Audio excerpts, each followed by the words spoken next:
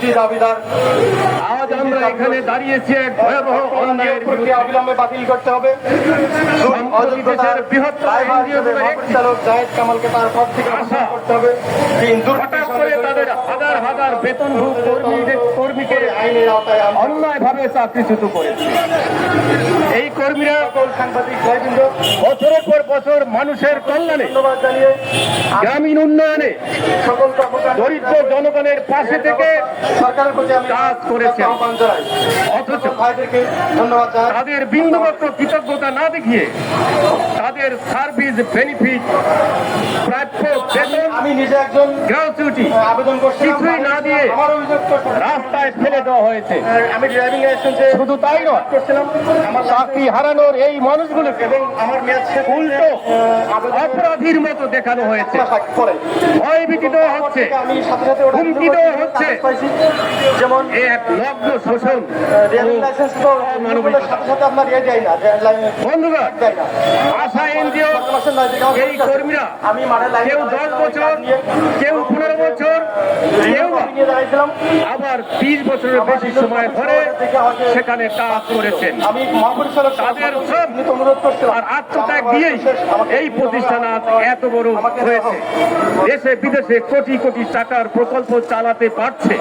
অথচ আমাকে সেই শ্রমের মর্যাদা আজ পদদলিত হতে শুরু হচ্ছে। যেহেতু জাতীয় পত্রিকায় প্রকাশিত সংবাদ অনুযায়ী এভাবে একসাথে এত বিপুল সংখ্যক কর্মী ছাঁটাই বাংলাদেশের শ্রমবাজারে বিরল ঘটনা। থেকে ইতিমধ্যে সরকার যেখানে কর্মসংস্থান বাড়ানোর কথা বলছে, বিভিন্ন টাকা পয়সা লেনদেন চলছে, সেখানে একটি তথাকথিত উন্নয়নমূলক এনজিও হাজার হাজার পরিবারকে একদিনে অনিশ্চয়তার মধ্যে ফেলে দিয়েছে। কিন্তু আমি নিজে একজন ভুক্তভোগী।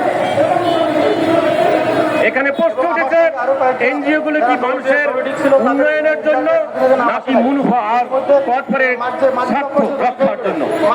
যদি উন্নয়ন হয় মানুষের, তবে কেন উন্নয়ন কর্মী আজ রাস্তায় নেমে এসেছে? প্রিয় ভাই ও বোনেরা, চাকরি হারানো মানে শুধু একজন মানুষের সমস্যায় পড়া নয়, আর পুরো পরিবার অনিশ্চয়তায় পড়ে যায়। সন্তানদের পড়াশোনা বন্ধ হয়ে যায়, চিকিৎসা থেমে যায়, সংসারের চুলা বন্ধ হওয়ার উপক্রম হয়। হাজার হাজার কর্মী চাকরি কেড়ে নেওয়া মানে হাজার হাজার পরিবারকে পথে বসানো। আমরা জানি এই কর্মীরা দীর্ঘদিন কম বেতন, অতিরিক্ত পরিশ্রম করে কাজ করেছেন। তাদের ছুটির অধিকার সীমিত, কাজের সময় দীর্ঘ, তবুও তারা মানুষের জন্য কাজ করেছেন। আজ যখন তাদের সামান্য সার্ভিস বেনিফিট ও অবসরকালীন ভাতা দেওয়ার কথা, তখন এনজিওটি একেবারেই হাত ছেড়ে ফেলেছে। এটা কেবল বেআইনি নয়, চরম অমানবিক বটে। বন্ধুগণ, বাংলাদেশের শ্রম আইন স্পষ্টভাবে বলে, কোন শ্রমিককে চাকরি থেকে বাদ দিলে তাকে বকেয়া বেতন, নোটিশ পেমেন্ট, সার্ভিস বেনিফিট, অন্যান্য প্রাপ্য বুঝিয়ে দিতে হবে। আশার কর্তৃপক্ষ তা করেনি, উল্টো তাদের শ্রমিকদের ভয়ভীতি দেখাচ্ছে। আমরা পরিষ্কার ভাবে বলতে চাই, এইভাবে আইনকে বৃদ্ধাঙ্গুলি দেখিয়ে কোন প্রতিষ্ঠান চলতে পারে না। যদি সরকার শ্রমিকের স্বার্থ রক্ষা না করে, তবে এই রাষ্ট্র সরকারের উন্নয়ন কথাবার্তা কেবলই ফাঁকা বুলি। সাথী ও বন্ধুগণ, আজকের এই সমাবেশ থেকে আমরা স্পষ্ট দাবি শোনাচ্ছি, স্পষ্ট করে দাবি জানাচ্ছি, চাকরিচ্যুত কর্মীদের অবিলম্বে চাকরিতে পুনর্বহাল করতে হবে। যাদের অবসর বা চাকরি ছাড়ার কথা, তাদের যথাযথ সার্ভিস বেনিফিট ও গ্র্যাচুইটি দিতে হবে। ভয়ভীতি ও হুমকি বন্ধ করতে হবে, শ্রমিকদের নিরাপত্তা নিশ্চিত করতে হবে। এনজিও খাতে শ্রমিকদের জন্য ট্রেড ইউনিয়ন অধিকার স্বীকৃতি দিতে হবে, যাতে ভবিষ্যতে আর এভাবে একসময় খাটাই করা না যায়।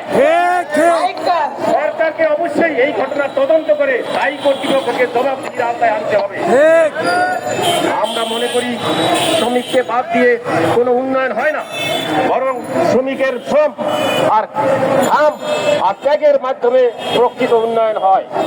ভাই ও বোনেরা, আজ শুধু আশা এনজিওর শ্রমিকদের কথা নয়, এই ঘটনা পুরো বাংলাদেশের শ্রমজীবী মানুষের উপর একটি আঘাত। পোশাক শ্রমিক, কৃষি শ্রমিক, গার্মেন্টস, নারী শ্রমিক, সবাই একই সমস্যার মধ্যে আছে। পুঁজিবাদী শোষণ, বেতন বঞ্চনা, খাতায় অনিরাপদ কর্মপরিবেশ, সবখানে একই কাহিনী আমরা দেখতে পাই। তাই এই আন্দোলন কেবল একটি প্রতিষ্ঠানের বিরুদ্ধে নয়, এটি শ্রমিক অধিকার রক্ষার বৃহত্তর আন্দোলনের অংশ। আমাদের ঐক্যবদ্ধ হতে হবে। এনজিও শ্রমিক থেকে শুরু করে সর্বখাতের শ্রমিকদের নিয়ে একটি ঐক্যবদ্ধ সংগ্রাম। সাথীরা, আজকের এই সমাবেশ আমাদের কণ্ঠকে সারা দেশে ছড়িয়ে দিতে হবে। আমরা দাবি করছি, চাকরিচ্যুত কর্মীদের অবিলম্বে পুনর্বহাল করতে হবে, তাদের ন্যায্য অধিকার ফিরিয়ে দিতে হবে। যদি এই দাবি মানা না হয়, তবে এই আন্দোলন থেমে থাকবে না। আমরা মাঠে থাকবো, পথে থাকবো, আদালতে থাকবো, যতদিন না ন্যায় বিচার প্রতিষ্ঠিত হয়।